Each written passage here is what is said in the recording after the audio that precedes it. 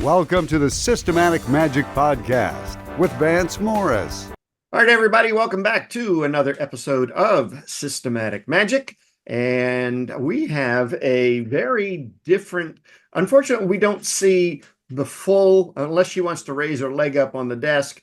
We have Tiffanie Kellog, also known as the Speaker in Socks. And so I'm really excited to have her on the show today. She is going to regale us with, well, I guess all things socks. So, no, I'm just kidding. So I don't like to do intros because they sound a little canned. So, Tiffanie, tell everybody who the heck you are, what you do, why you're doing it. Go as far back as you want. If you want to say you were born in a log cabin, go ahead. But the floor is yours. Well, I'm Tiffanie Kellog, and I currently reside in Tampa, Florida. Though I was born in the South, I am a true Southerner. Born in Arkansas, moved to Tennessee, after Mississippi, then North Carolina, and then I moved the most north that I've ever lived, which is Tampa, Florida. It's an interesting part of the state, so there's a lot of transplants here. No doubt. And I came here in 2003 with a vision of starting my own business. And what I found was just because I had a business didn't mean that I had any business. Like I wasn't making any money. And I spent my first 2 years cold calling. And while I'm good at it, I detest doing it. And I happened into a networking group and I'm like, ooh, this is much better than cold calling. And within a year of starting networking, I was able to go from spending 80% of my time cold calling to none at all. And I was using networking. And what I found was that some of the things the experts tell us to do when it comes to networking, there was a more effective way to do it. And so while I was out there growing my promotional products business, I started sharing, here is what I'm doing to network. Here's what I'm doing to get referrals. And that was taking off so well. It was probably about 2008 or 2009. I was splitting about half my time between my promotional products business and my speaking. And my husband and I had a conversation. He's like, what do you like more? And I'm like, I love doing the speaking and the consulting, really helping entrepreneurs create that life that they desire. And that's when I made that full-time switch. So 2008, I believe, was when I went full-time as a speaker consultant. And I have had a blast over the past decade and a half, helping entrepreneurs have more money, more time, and more fun. Sweet. So, yes. We need to watch out for those experts that you mentioned there because they are often not. And I always tell my folks, be careful who you listen to. There are plenty of charlatans out there spouting off really bad advice. So what are a couple of the things that, you found were like, oh my God, that's really horrible. And what did you do to replace those? So and this is actually my first book, 4.5 Networking Mistakes, the things the experts tell you to do. And one of the ones that I find humorous is, have you ever been at that networking event, Vance, where somebody walks up to you, thrust a card in your face, in your hand, like, here you go. And you're like, So because the experts tell you, make sure everybody has your card. Well, I like to call that in-person spamming. We don't like it online. Why do we think it'd be any better? And so my take is only give out your business card when somebody asks you for it. Now, if you want them to ask you for your card and they haven't yet, you can try mirroring. So ask them for their card. Then you have their information, even if they don't ask for yours back. Yep. 100%. Now, if you want to have fun networking, I don't recommend do this all the time, but if I'm in an extra cheeky mood, somebody, if they in-person spam me, I'm like, oh, thanks so much. What would you like me to do with your card? And the look on people's face is like worth it for the experiment. I love the snark. Absolutely love the snark. I got to remember that one. Because it's interesting. I teach, here's how to network. Let's help you out. And I don't love networking. I'm an introvert. And so it's not my favorite thing to do. So I'm often making networking into a game that I'm playing in my head only. Yep. No, that's amazing. That's and you have to make it, if you can't have fun doing this. I like trolling for, some of these people just to kind of see what kind of rise I can get out of them. It's really bad. So I should probably have a different hobby, but mine is, replying to those LinkedIn requests that the person has no idea who the heck you are. But There's a yeah, comedian, and it's not, he doesn't do LinkedIn connections, but he does, like, when people send him scams, and he like has whole conversations with them, and so I think that's the basis of what he does for his comedy. So you could even take it on the show, like, here's me being snarky with the LinkedIn people. Yep, I love it. Love it. All right, so I want to talk about the socks. Yes. Tell me about the socks. Okay, so how far back do you want me to go? You want the origin story, or you want the how it applies to the business? Let's do business. Okay, so if you think about all the speakers that how many of them get up on stage in knee-high or calf-high bright colored socks and Converse to go with their dresses? Can't say too many. I know one lady who gets on red cowboy boots, but that's about it. And you're thinking of her with the red cowboy boots, right? So it's a big part of my brand that when I go out and about, now this is not an everyday thing. This is not when I'm on my own thing, but when I'm in Tiffanie is working mode, I stand out. I was doing a keynote in Vegas. It was my first time being involved with this professional association. They're a hoot. It's the ICCFA, so the International Crematory, Cemetery, and Funeral Association. And here's the flavor of them. Instead of being TED Talks, they do dead talks. So it's a hoot of a group. I had so much fun. And before we came, I was, writing articles in their monthly newsletter, and they see the pictures of me with my socks. And so people are coming up to me when it was the night before at the opening mixer, like, oh, you're our keynote presenter. Because even though I hadn't met them, even though I hadn't been on stage, here's part of my brand that stands out. Very cool. And when people go on trips and they see a sock store, they send me pictures. Or sometimes people bring me socks back from places. And so not only is it that, hey, people are thinking of me when they see me, but as they associate me and my crazy socks and they're sending me pictures, they're thinking about me. I'm top of mind in a way, in addition to my business, not only my business. Well, I have my funky socks on. Yay. Oh, I like it. They are, it's the Han and Leia, I love you and I know socks. So brilliant. Yeah, I think Star Wars socks make up a good chunk of my collection. I mean, I've got over 400 pair of socks, but I probably have 40 or 50 Star Wars. So you're the Imelda Marcos of socks. Yeah. And so that's my thing. It's fun and it's branding. Yep. So tell me about the we talked briefly before we started recording, about presentations and how to make them interesting, because so many they're horrible. I mean, they're just you don't want to listen to them, or they sound spammy. So how do you, when you're working with a client or you're giving a class, I mean, what are some of the tips to making a presentation, probably more specifically a sales presentation? How do you make that fun, interesting, exciting?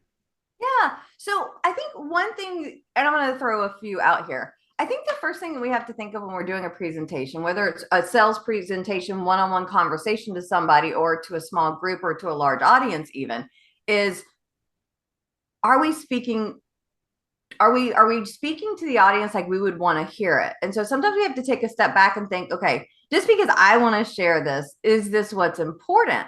And so if you're able to connect with your audience and see, are they leaning in, especially if you're one-on-one, or are they back? Because if they're back, then they're telling you, okay, we're not there. So how can we connect?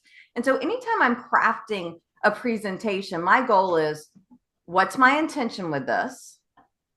And how do I really put it in the perspective from the person listening? What do they want to hear? And I find that one of the best ways to connect is sharing stories. Now, so if I'm in a sales presentation, I might share success stories of how I've helped my clients in the past. Or it could be, using a parable if you're doing a larger presentation. But I think, and sometimes people are like, oh, you've got to get that closed. Sometimes it's about how do I have a conversation versus it being a presentation, especially in that sales avenue. Yeah, definitely. I mean, I've been on a number of the receiving end of many trainings, that are disguised, or well, they're sales pitches disguised as training. I get it. Mm. We all do it.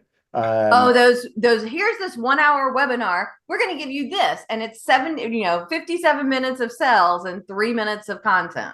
Right. That's Yeah, I kind of like to flip that and do 40 minutes of content and, give them real value. And if they think that they want more or they need more, or they don't want to do it themselves, then great, here I am. I'm a big believer in everybody has their flavor. And I want people to be attracted to me because I'm the flavor that they like, not let me learn all these fancy techniques to close, but then they're unhappy with the decision. We want people to be happy, right? We do. Well, there's nothing worse than buyer's remorse. Right.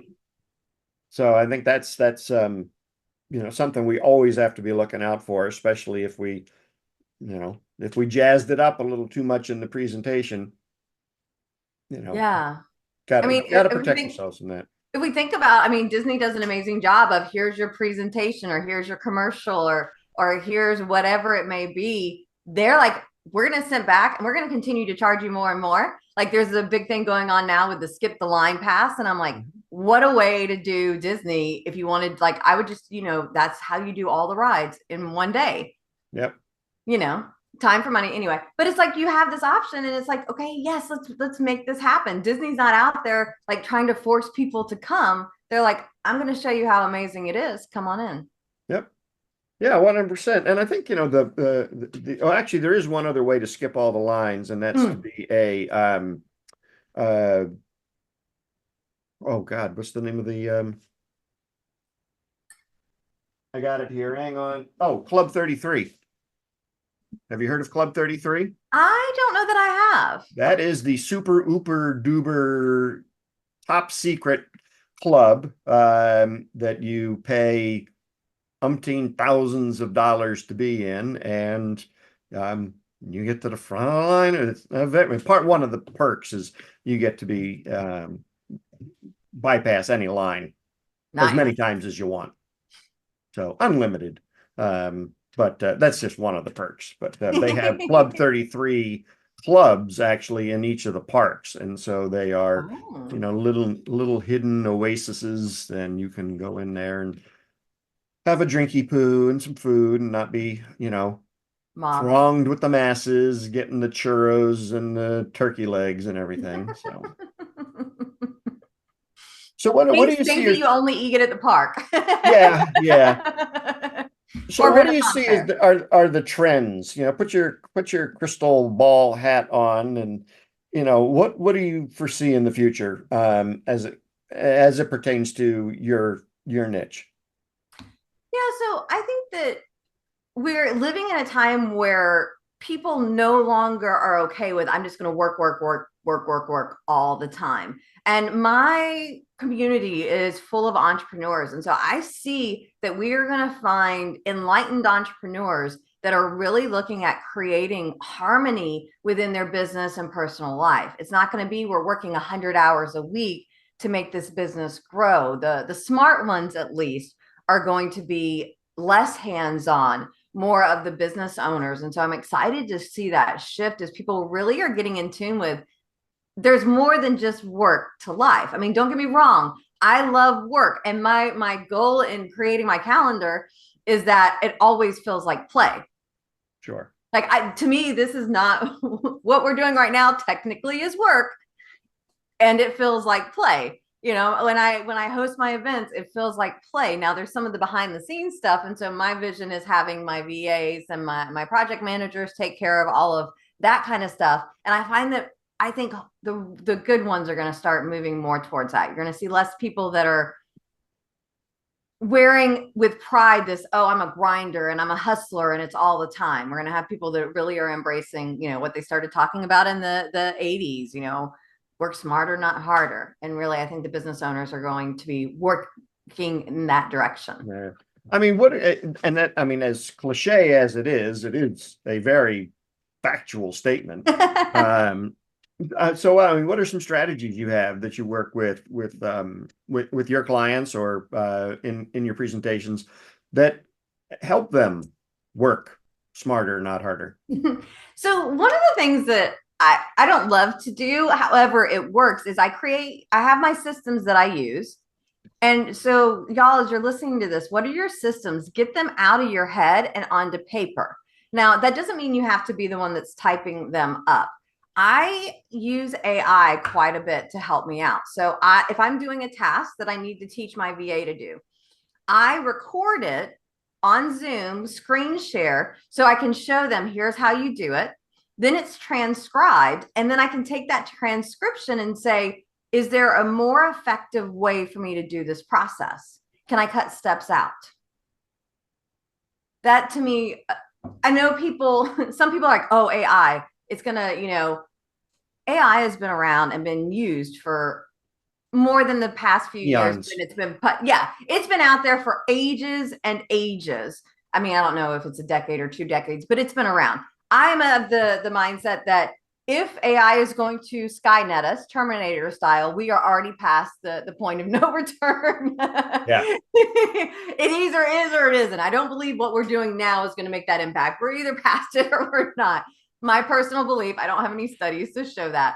And I think that the entrepreneurs that are really using it to make their life easier, it's going to make a huge difference. And I've been talking to people and they're like, oh, it's going to take away from jobs. Since AI has come along, it's helped me streamline things to the point that I spend more money on my VAs than I did pre-AI. Yep. Like I'm spending more. I've had projects that in the past I couldn't think, how do I get this out of my head? I'm working on a logo. So we're doing, for our more abundant entrepreneur community, our theme for 2025 is Thrive in 25, because it rhymes and it's fun.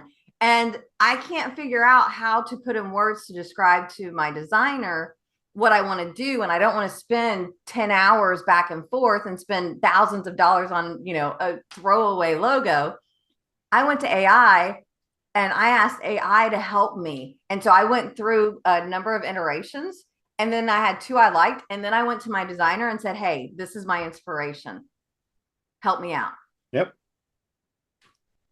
And I would not have hired him to do that without having the stuff. And so I think that really taking advantage of those kind of things, even on the little stuff, can be huge. Very cool. And get help. Get help? Get help. If you're not amazing at doing PowerPoint design, A, you have to have it for your presentation. B, pay somebody to do it. Yeah. It's going to look better when you get a professional to do it. And it's not in your wheelhouse. Now, you don't have to have PowerPoint for presentations. I can go both ways. Do I want to go analog? Do I want to go high tech? You could do it either way, but let's just have that. We don't have to do it all. Right. 100%. Have you heard of presenter media? I don't think I have. Oh my Lord.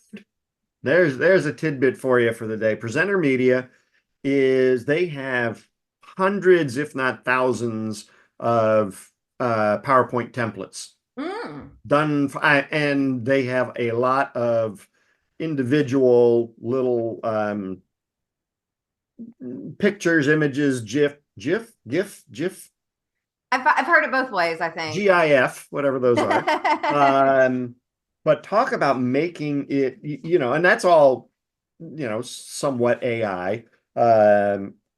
And it just makes my life. So if I need an image for a presentation, and I'm not going to go on Google Images and steal something. So, and a lot of times it's not what I want anyway. But right. I go to presenter media and I'll type in the word money and there'll be a tree with money on it. There'll be a machine cranking out little dollars. There's birds flying around with money. I mean, there's all sorts of stuff that really just make it a lot easier. So, if you haven't seen it, I don't get an affiliate or anything. It's just one of those things that you love. Yeah. It's just amazing. I mean, I don't want to say I use it every day, but pretty I'll have to consistently. check it out. Yeah. Yeah, it's ridiculously inexpensive. So anyway, not to get completely off track. So how in your world, where do you see the customer experience going? What do you mean? What do I mean? So in your travels, I mean, well, even in your life, because we do talk a lot about the experience in my world, is where do you see where it is? Is it good? Is it a load of crap? Is it oh my God, I've never seen anything this bad in my life. And then where do you see it going? I mean, where do you see taking that that funness that we both enjoy in our jobs, and how do business owners get that get that fun in there to create a better customer or employee experience? Yeah, I think that we're going to probably see a more of a divergence between the inexpensive, crappy service and the premium experience. I think that more people are going for that kind of higher level experience, depending on what they're looking for. And so I think that the business owners, and I always talk to business owners, I'm like, do you really want to compete on price? Do you want to be Walmart? And look, there is nothing wrong with being Walmart, but it is a very different, experience than let me try and be something better, bigger, higher end. And people are willing to pay a premium for it. Now, not everybody will.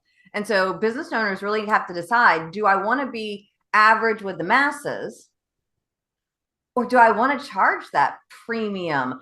And, you talk about your Club 33. I'm sure it's a nice price tag, and people are willing to pay that. People are willing to pay the premium to do the go through the line or not have to wait through the line experience. People are willing to pay for that. And so to me, why would I want to be in the masses and be average? Let me be specialized. Let me be niche. Let me be premium. A, you don't have to have as many clients.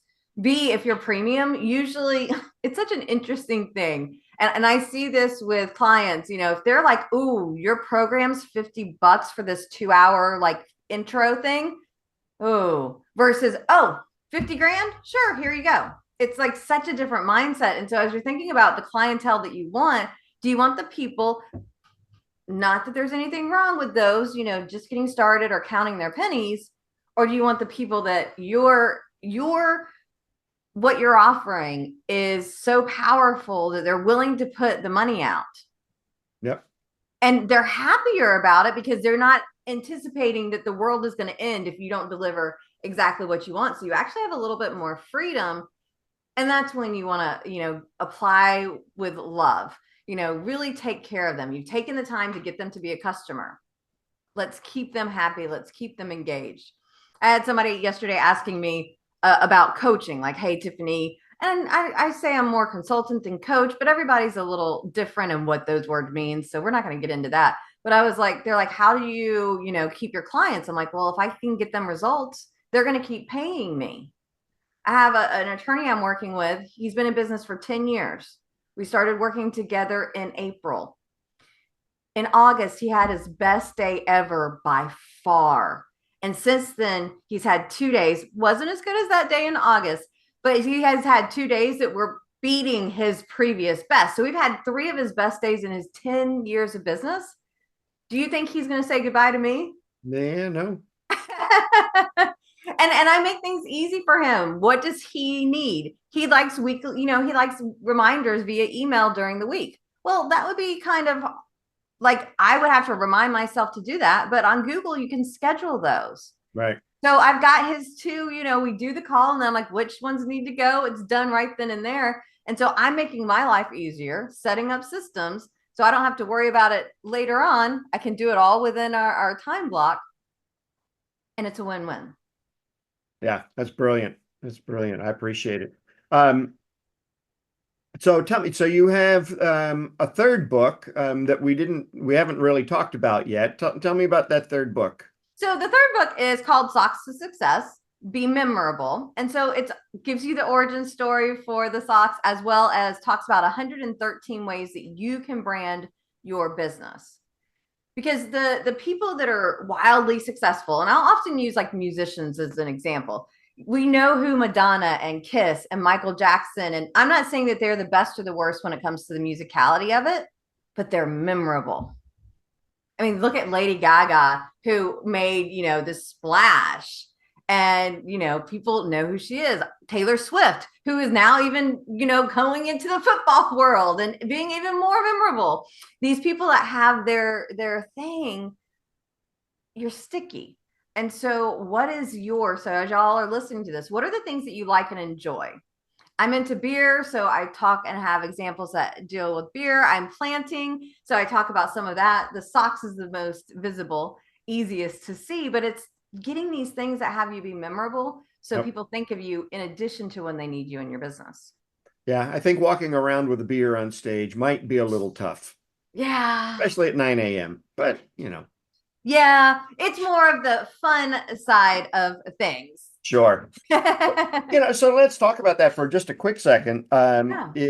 Why do you think so many business owners are afraid, and I really think they are afraid to let their personality shine through in their business? I think that we're wanting to be perfect and polished, and we want to be seen as just, the AC company, just as the realtor, just as the attorney. But people aren't attracted to generic and plain. People want that flavor. We're looking at people and thinking, what do I have in common with you? What about us creates that connection? And so if we're just like, let me be this professional without putting our taste in it, then it's bland. And if you're just like the guy next to you, just like the guy next to you, I could hire any of you and it doesn't matter. Yep. We don't want to be around boring people. Why do we behave like boring businesses? Now, I'm not saying go out there and be crazy and over the top unless that's your brand. Everybody's different, but give us at least a little flavor. Yeah.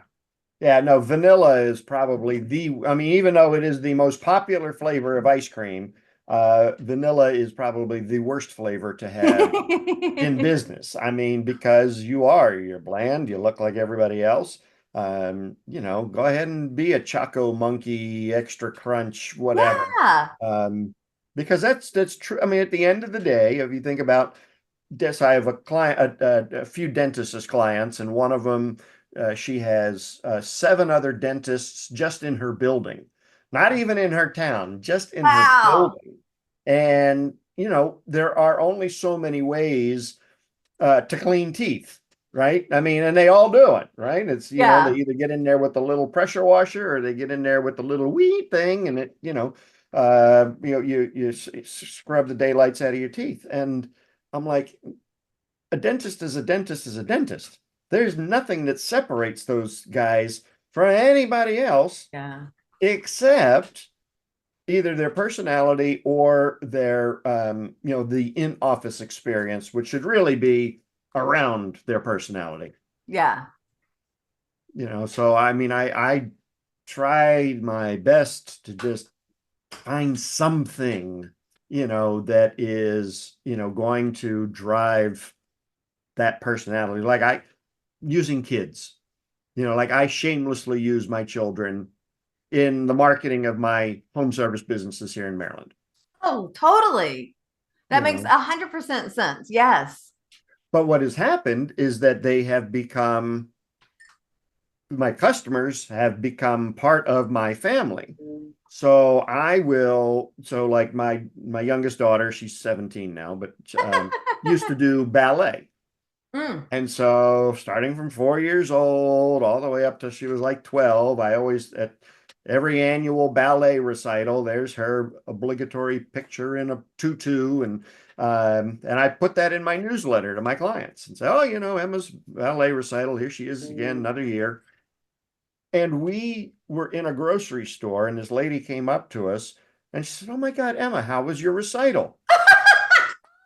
And I'm like, honey, you Ah! go hide over there by the frozen pizza. I'll take care of this nut job lady. And then I had to think about it.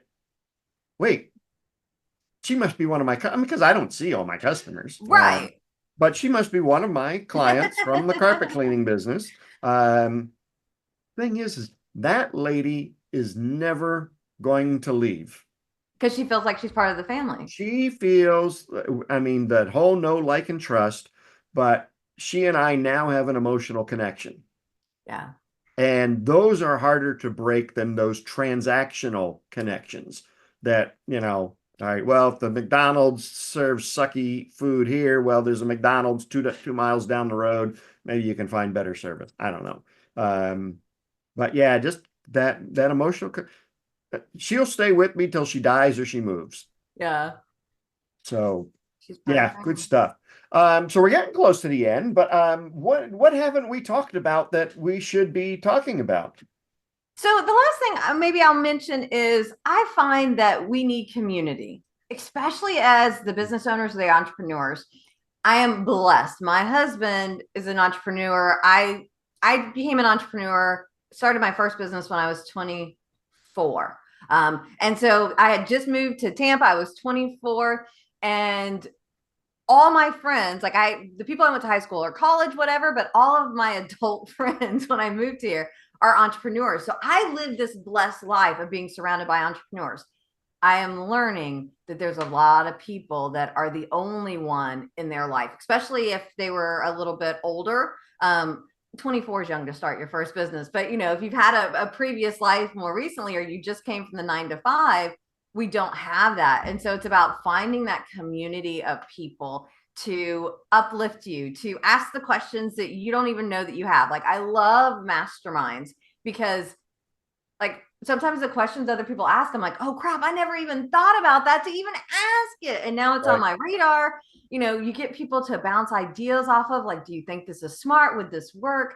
And so I just think that it's so important to be around like-minded, positive people. We're at a very interesting time here in the United States with the election, and everybody's talking about this and that. And I'm like, my feed is full of none of the mess, because I've cleaned it out. I've got the positive people.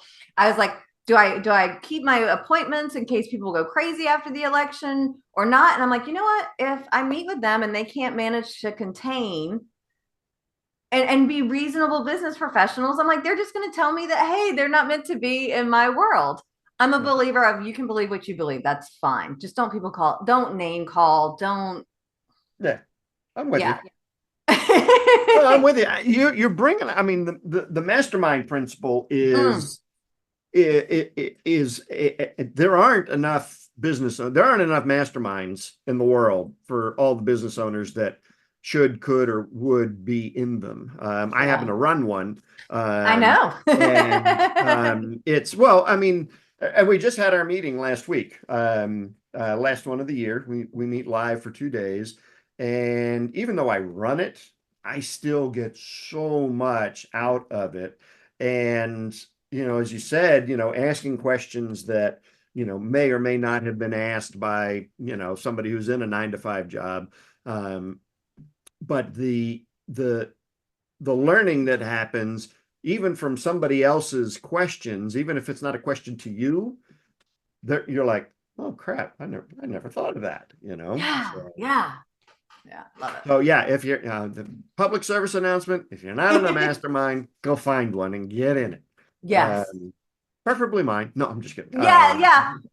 Like, and I host, we have private masterminds, but like we have a public one. So it's not quite the same as meeting with the people. But the first Tuesday of every month, we have a public mastermind. And so like we have a question. This month is all about gratitude.